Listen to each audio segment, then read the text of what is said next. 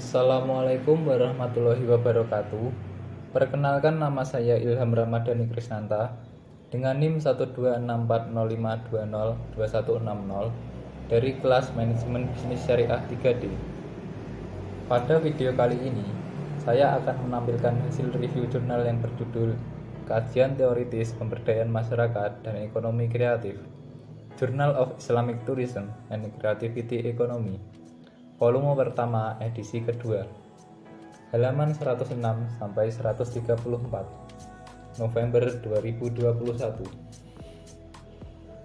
Penulis jurnal yaitu Muhammad Al-Hada Fuadillah Habib dengan reviewer Ilham Ramadhani Krisnanta. Jurnal ini membahas tentang yang pertama, definisi dan tujuan pemberdayaan masyarakat. Yang kedua, teori pendekatan ABCD dan teori stakeholder. Yang ketiga, tujuan peningkatan ekonomi masyarakat. Yang keempat, tipologi masyarakat dalam pemberdayaan masyarakat. Dan yang kelima, ekonomi kreatif. Pemberdayaan masyarakat dapat didefinisikan sebagai suatu tindakan sosial dari penduduk sebuah komunitas yang mengorganisasikan diri dalam membuat perencanaan dan tindakan kolektif untuk memecahkan masalah sosial atau memenuhi kebutuhan sosial sesuai dengan kemampuan dan sumber daya yang dimiliki. Adapun tujuan pemberdayaan masyarakat adalah memberikan kekuatan kepada masyarakat, khususnya kelompok lemah yang memiliki ketidakberdayaan. Harapannya, setelah diberdayakan, masyarakat bisa lebih sejahtera, berdaya, atau mempunyai kekuatan dalam memenuhi kebutuhan hidup yang utama.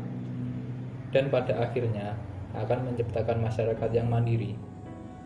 Kemandirian yang dimaksud di sini tidak sekedar dilihat dari aspek ekonomi saja, namun juga secara sosial, budaya, dan hak bersuara atau berpendapat, bahkan sampai pada kemandirian masyarakat dalam menentukan hak-hak politiknya. Salah satu contohnya adalah berdirinya kampung blogger di Jawa Tengah yang dilakukan oleh Sambodo Malik di wilayah perkampungan di Magelang, Jawa Tengah. Sistem pemberdayaan yang dilakukan yaitu dengan mengajarkan masyarakat untuk mengelola blog serta menulis konten-konten yang berkualitas. Tujuannya untuk meningkatkan perekonomian dan pendapatan bagi masyarakat dari hasil Google AdSense, berjualan online, dan lain sebagainya. Langkah pemberdayaan ekonomi ini dinilai berhasil di Indonesia, lantaran banyak pihak yang berduyun-duyun datang ke sana untuk mendapatkan penghasilan dolar. Untuk selanjutnya yaitu teori ABCD atau Asset Based Community Development. Teori ABCD merupakan model pemberdayaan masyarakat yang mengutamakan pemanfaatan aset dan potensi yang dimiliki oleh komunitas masyarakat setempat. Aset tersebut selanjutnya dikembangkan sehingga dapat memecahkan masalah-masalah yang terdapat di wilayah lokasi pemberdayaan dilakukan.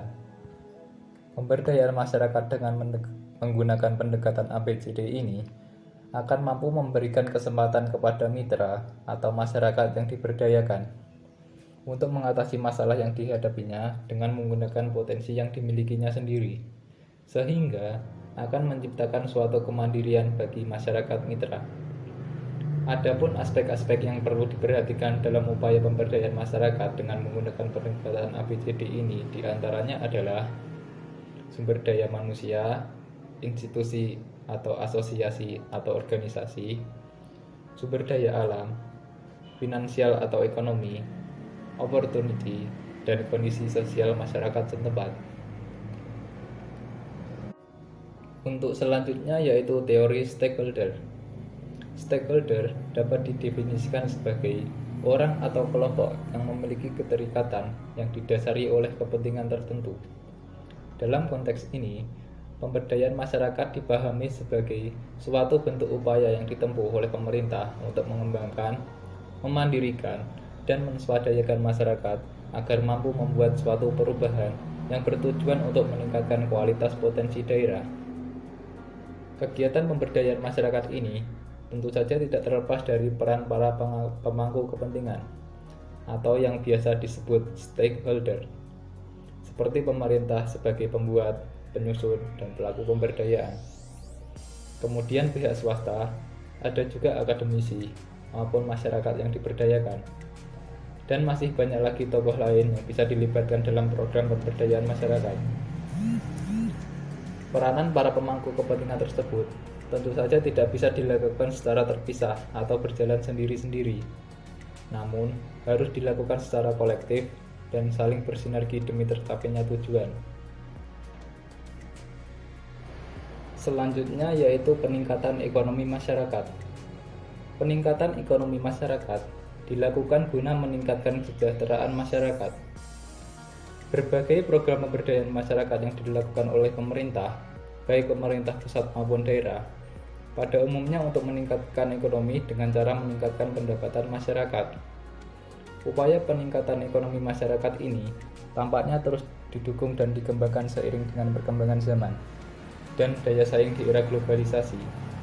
Tujuannya agar masyarakat tidak ketinggalan zaman dan memiliki daya saing di tengah perkembangan teknologi yang semakin pesat. Dari penjelasan ini, dapat diketahui bahwa peningkatan ekonomi masyarakat merupakan upaya yang dilakukan untuk meningkatkan derajat atau kualitas kehidupan masyarakat dengan cara perbaikan pengelolaan sektor usaha masyarakat. Untuk selanjutnya ialah tipologi masyarakat. Secara sederhana, tipologi dalam pemberdayaan masyarakat dapat didefinisikan sebagai upaya pengelompokan kondisi spesifik keunggulan potensi sumber daya alam, sumber daya manusia, dan potensi kelembagaan, serta potensi sarana dan prasarana dalam menentukan arah pengembangan dan pembinaan masyarakat. Berdasarkan karakteristik keunggulan komparatif dan kompetitif di setiap wilayah, tipologi masyarakat secara umum meliputi 3 aspek. Aspek yang pertama adalah potensi dasar. Potensi ini merupakan modal dasar yang dimiliki desa atau kelurahan untuk melaksanakan pembangunan.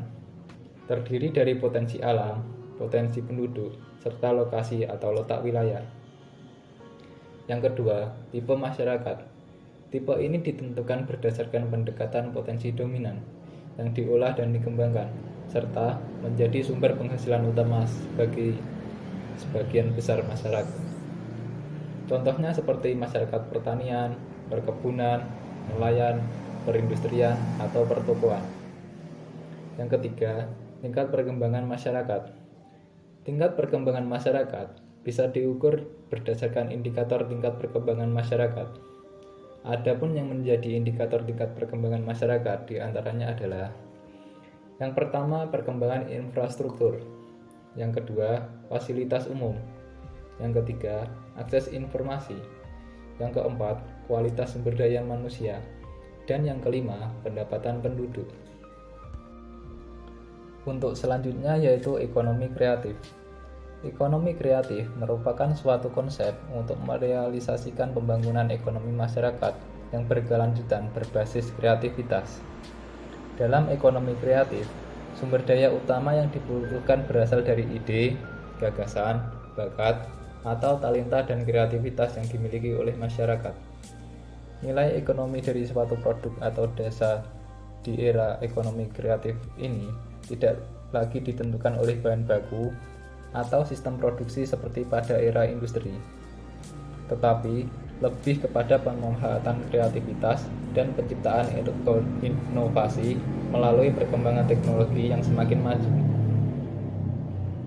Industri tidak lagi dapat bersaing di pasar ekonomi global dengan hanya mengandalkan harga atau kualitas produk saja, tetapi harus bersaing berbasiskan inovasi, kreativitas, dan imajinasi. Salah satu contohnya adalah aksi Pak Widodo selaku Ketua Kelompok Tani Sendang Mulyo, Desa Celep, Sragen, Jawa Tengah. Bersama anggotanya, beliau berhasil menyadarkan masyarakat bahwa bendungan Nusupan yang selama ini hanya bisa dimanfaatkan untuk membuang sampah, ternyata bisa dimanfaatkan menjadi kolam gurami yang bisa mensejahterakan masyarakat.